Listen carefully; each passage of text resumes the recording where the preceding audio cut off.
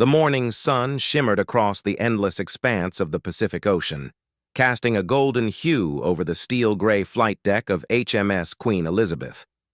The British aircraft carrier, a towering symbol of maritime power, moved gracefully through international waters, flanked by a formidable escort of Royal Navy destroyers and Allied vessels. Above her, the skies buzzed with F-35B stealth fighters conducting routine drills, cutting across the blue like silent phantoms. Captain James Ashcroft stood on the bridge, his eyes fixed on the radar screen as the ship's operations officer relayed updates from the Combat Information Center. A veteran of both diplomacy and deterrence, Ashcroft had seen his share of tense encounters, but today carried a different weight. The Queen Elizabeth wasn't merely leading a training mission, it was sending a message. Britain was back in the Indo-Pacific, and its flagship was proof. Below decks, Flight Lieutenant Sophie Daniels performed a final check of her gear. A seasoned F-35B pilot, Sophie was one of the few entrusted with low-visibility reconnaissance missions, a crucial role as tensions escalated in contested waters. Her instincts had been sharpened by previous deployments, but even she felt the electricity in the air, like the crackle before a storm. Then the call came from the radar team. Unidentified vessel, bearing northeast, moving parallel to the carrier group. Initial visual confirmation soon followed. Long, narrow hull, minimal superstructure, advanced antenna arrays sweeping slowly across the horizon. A Chinese Type 815G spy ship. Ashcroft didn't flinch. "Maintain course and formation," he ordered calmly, though his mind raced through the implications. These ships were known to stalk naval exercises, gathering electronic signals intelligence, every radar pulse, every encrypted message, every aircraft launch.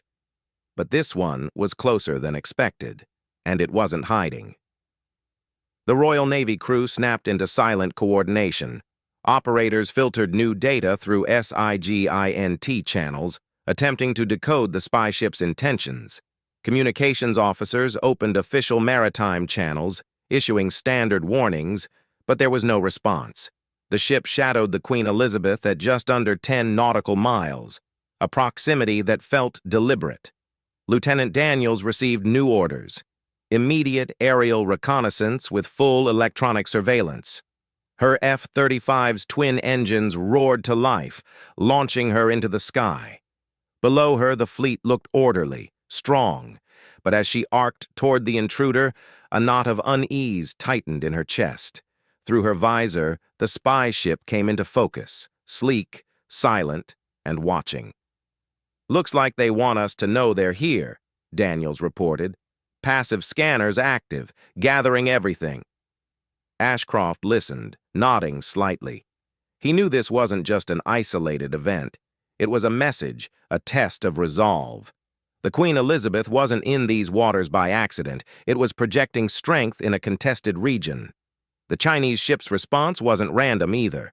The message was simple: "We're watching you too." In London, intelligence analysts monitored the carrier's data feed in real time. Satellite imagery confirmed the vessel's identity. It matched the Haiwangjing, a known surveillance ship previously seen tailing U.S. and Japanese exercises. But this time, it wasn't just observing from afar, it was maneuvering with intent. Meanwhile, on the deck, tensions simmered. Sailors moved with practiced precision, yet their conversations were hushed. Aboard the HMS Defender, part of the escort group, crew members locked weapons into standby mode. There was no direct threat yet, but proximity mattered. Accidents happened in tight quarters, and accidents in these waters could ignite global headlines. The Chinese ship shifted slightly, inching closer to the edge of the Royal Navy's maneuvering zone. Not enough to provoke retaliation, but just enough to irritate. Its presence was like a shadow clinging to the task force, a reminder that nothing here would go unnoticed or unchallenged. Ashcroft turned to his executive officer. "They want us to blink. Let's show them we don't." Night fell, but the tension did not. Searchlights scanned the waters, and sonar arrays pinged the deep alert for any submarines that might be lurking below. The spy ship remained, its lights dim, its course steady. It was there not to attack, but to provoke a response, to test the rules of engagement and the patience of those aboard. Daniels landed her jet just before midnight, helmet in hand, sweat on her brow despite the cockpit's cooling systems. They've got eyes on everything, but they're not backing off. Not yet. Ashcroft allowed himself a rare, grim smile. Neither are we. In that moment, both sides knew the rules of this quiet standoff. There would be no missiles, no maneuvers that crossed the line, at least not yet. But every signal sent, every motion logged, every silent moment counted. It was a chess game played across waves and signals, and it had just begun. The spy ship remained in their wake, hovering like a shadow cast across calm seas. As HMS Queen Elizabeth continued its journey, its crew more alert than ever, there was one certainty. They were being watched, but they were ready. And then, something unexpected occurred. A sudden spike in sonar, movement under the waterline.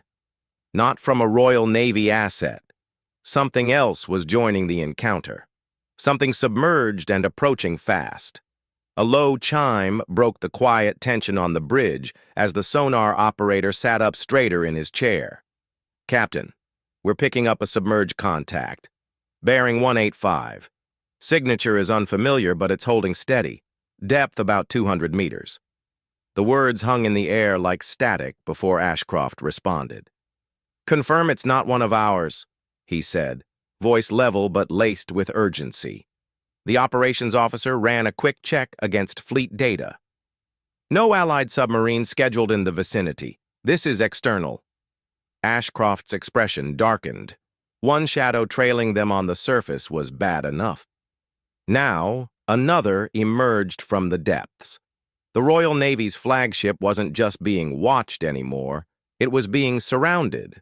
Flight Lieutenant Sophie Daniels, now out of her flight suit and monitoring data from the ready room, caught wind of the new contact. She leaned over the monitor, observing the telltale pattern of a slowly pacing submarine, likely a nuclear-powered one.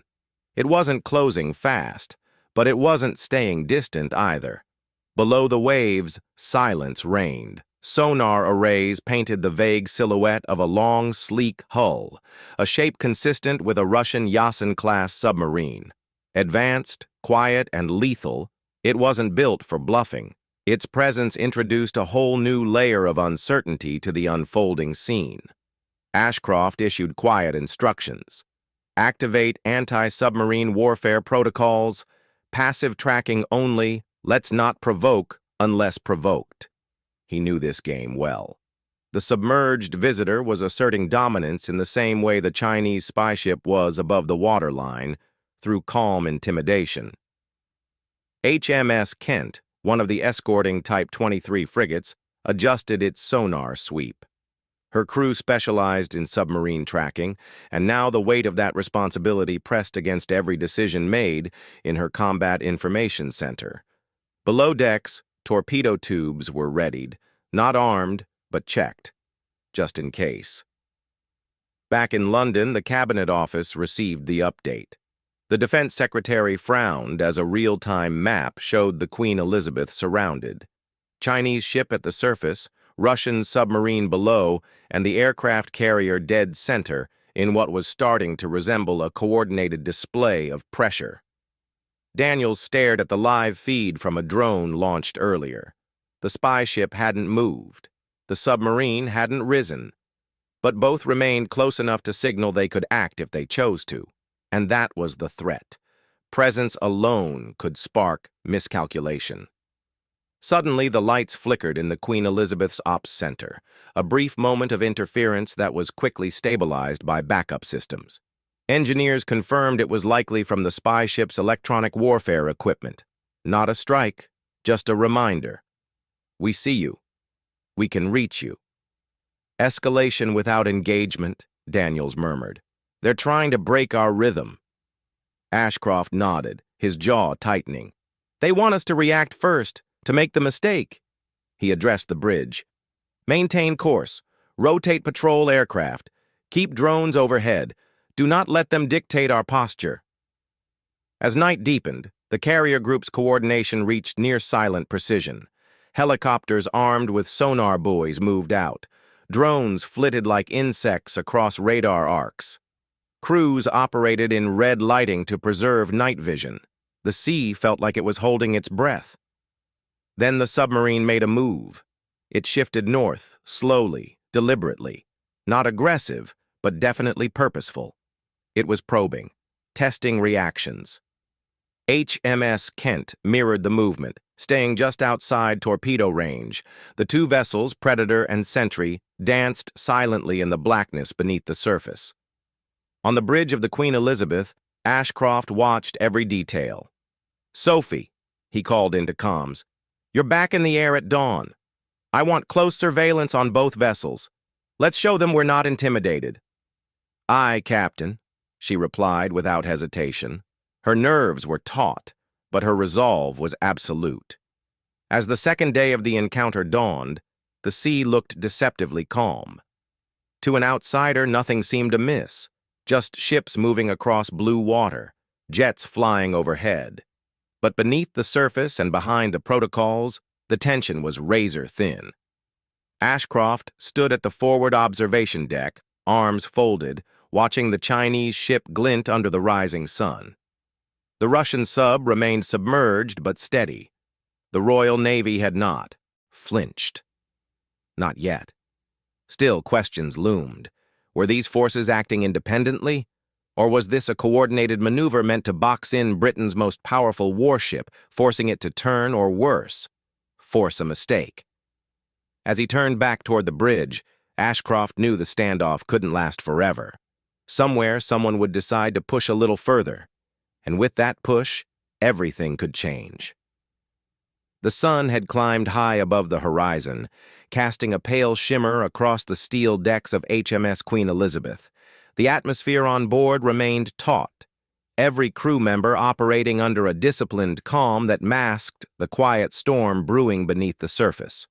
For the third consecutive day, the carrier was shadowed by the same two intruders, a Chinese spy ship at the surface and a Russian submarine lurking below.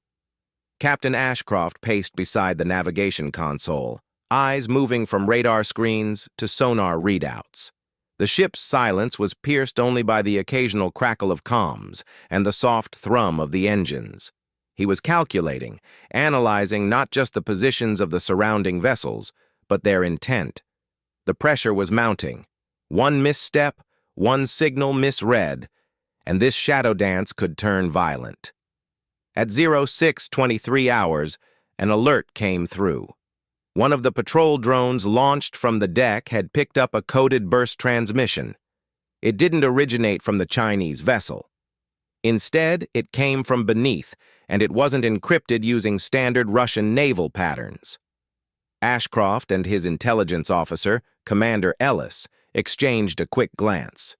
It was either a rogue element within the Russian Navy, or someone was piggybacking off the chaos to probe NATO defenses. "This isn't just surveillance," Ellis said, fingers flying over the keyboard as he traced the digital residue. "They're testing our electronic perimeter. It's a cyber recon maneuver." Ashcroft leaned closer. "Are we compromised?" "No breach, but they wanted to see what we'd do if we thought we were." Daniels, just returned from an early morning sortie, entered the operations room still in her flight gear. She looked at the schematic layout of the surrounding vessels on the main screen. They're applying multi-domain pressure, sea, subsurface, electronic. They're not just watching. They're simulating conflict. Ashcroft absorbed the information, then turned to the comms officer. "Signal the task group. Elevated readiness. Do not initiate, but respond to any movement with proportional action. If we're being tested, we're not going to fail." Then, as if on cue, the Russian submarine surfaced. The bridge fell silent. On screen, a long black hull broke the surface less than 7 nautical miles from the carrier. Its sail tower gleamed with morning dew, and its crew stood visible in formation, helmeted silhouettes against the ocean's vast canvas. It was a message, broadcast in steel. "We're not hiding anymore," Ellis muttered. "That's not a passive move." Ashcroft stepped to the center of the bridge. "Bring us to alert posture, scramble 2 F-35s, make sure they know we see them." Daniels was already moving, helmet under her arm, sprinting toward the hangar deck. Within minutes, the roar of jet engines sliced through the morning calm. Her aircraft and a wingman shot down the deck and climbed into the sky, circling above the surfaced submarine like hawks over prey. Down below, the Russian vessel made no aggressive moves. Its comms remained silent. Its weapons hatches remained closed. But its brazen surfacing meant only one thing. It wanted to be seen. And in the chessboard of high-stakes military maneuvering, that was its own kind of move. Ashcroft watched the unfolding tableau. The Chinese spy ship remained in place, its sensors undoubtedly recording every second. NATO command had been informed and was feeding updates to both London and Washington. This wasn't just a British problem anymore. Daniel's voice came over the comms, tight and clear. "Visual on the Russian submarine. Holding position. We're making a wide arc, non-threatening." "Copy," Ashcroft replied. "Keep an eye out for any drone launches or unexpected signals. If they try anything, you disengage and return." What happened next was unexpected. The Russian crew began a transfer maneuver, launching a small, rigid, inflatable boat with a man in a uniform holding a white box. It approached HMS Kent, not the carrier.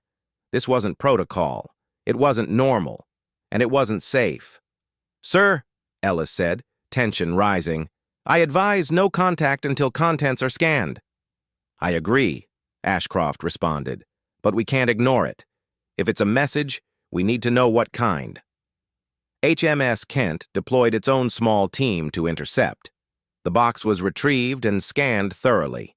No explosives, no malware, no emitters. When finally opened, the box revealed a satellite phone and a handwritten message in Russian.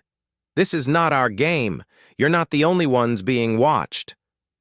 A ripple of unease moved through the command center. The implication was clear. Another actor, perhaps third party or non-state, was manipulating both sides. The subs surfacing, the electronic probing, the shadowing, they weren't just provocations. They were bait. Ashcroft stiffened. "Get this to NATO command, and tell Daniels to return. We're pulling back 10 miles and reforming our perimeter. This has become bigger than a single task force." The drone feed showed the Russian submarine beginning to submerge again, slowly slipping back into the depths as silently as it had emerged. The spy ship remained still, as if waiting for a cue that never came. Daniels returned, stepping back onto the deck, helmet under her arm and face unreadable. "They just gave us a warning?" Ashcroft replied. "Or a clue. Either way, we're done letting them dictate the tempo." As the Royal Navy group repositioned, reasserting control of its airspace and maritime lanes, Ashcroft knew one truth for certain.